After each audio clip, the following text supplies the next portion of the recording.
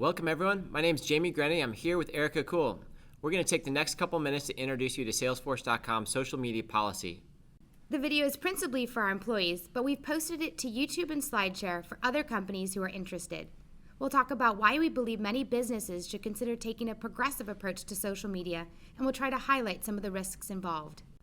What we've found is that employees really just want clarity, so we've come up with 5 important rules and we'll try to highlight examples of each. So let's get started.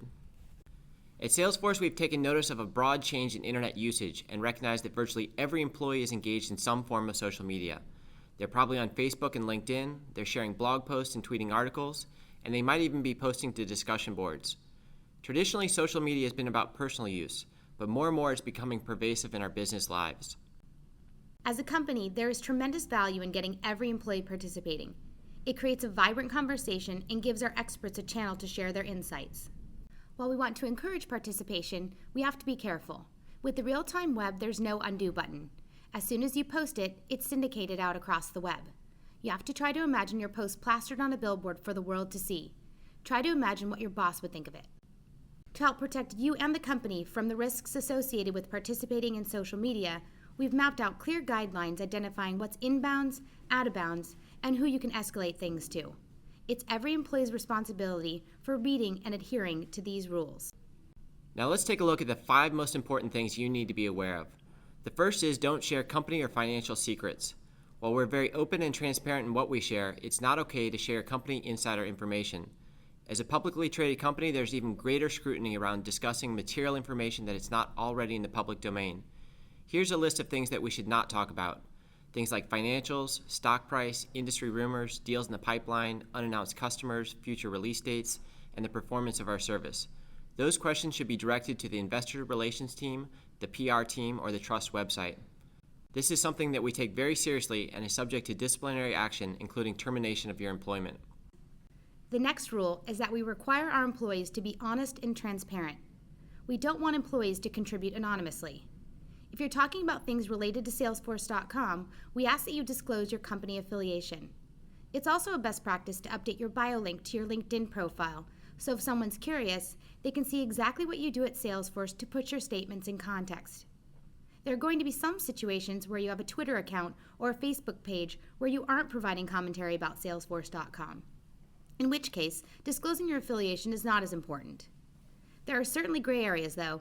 Let's say you're writing about recently funded startups you find interesting. It might not be clear who you're representing. In this case, you might consider adding a statement which says, I work for Salesforce.com, but these words are my own. This doesn't give you carte blanche, but it does add clarity about whose perspective you're trying to represent. Be respectful. This one almost goes without saying. When addressing your audience, do not use slurs, personal insults, or obscenity. We should never disparage our employees, customers, partners, or prospects. This one can be tricky at times because Salesforce has tens of thousands of customers.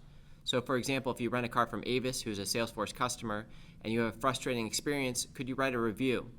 In this situation, it's probably okay because you're referencing a personal experience and you're not representing Salesforce in your commentary. All right, number 4, don't make forward-looking statements. At Salesforce, we pride ourselves on rapid innovation with 3 major releases a year, but we need to be careful about how we communicate what's on the roadmap. For example, don't make promises about future functionality, data center construction, or product strategy that may or may not be delivered. These types of statements can cause major revenue recognition challenges, and it creates unhappy customers.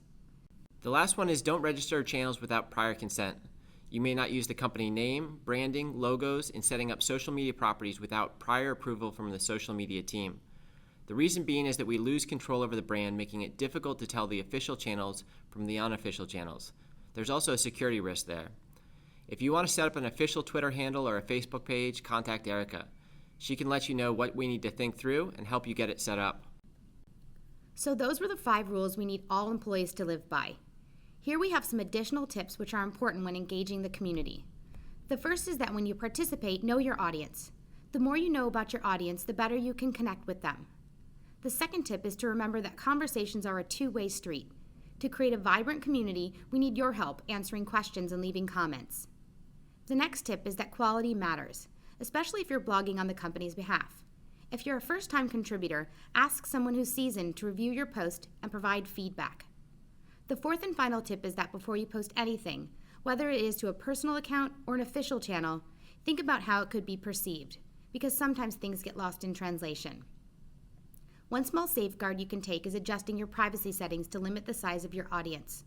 There's less risk when you publish to a private group versus public for everyone on the planet to see.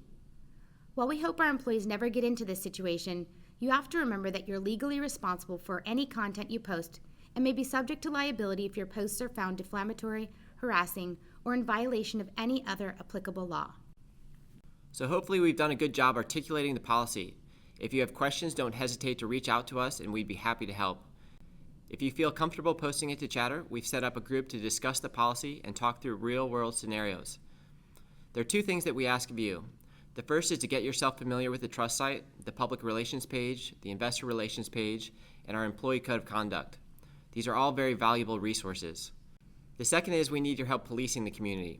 If you notice any violations of this policy or any postings that could be damaging to Salesforce.com, report them to us and we'll steer you in the right direction and help you escalate to the appropriate individuals.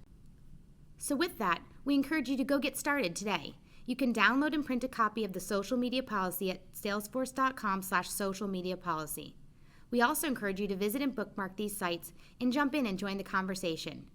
If you're an employee who has a question or a comment, feel free to email me or post a note to the social media policy chatter page. Thanks for your time.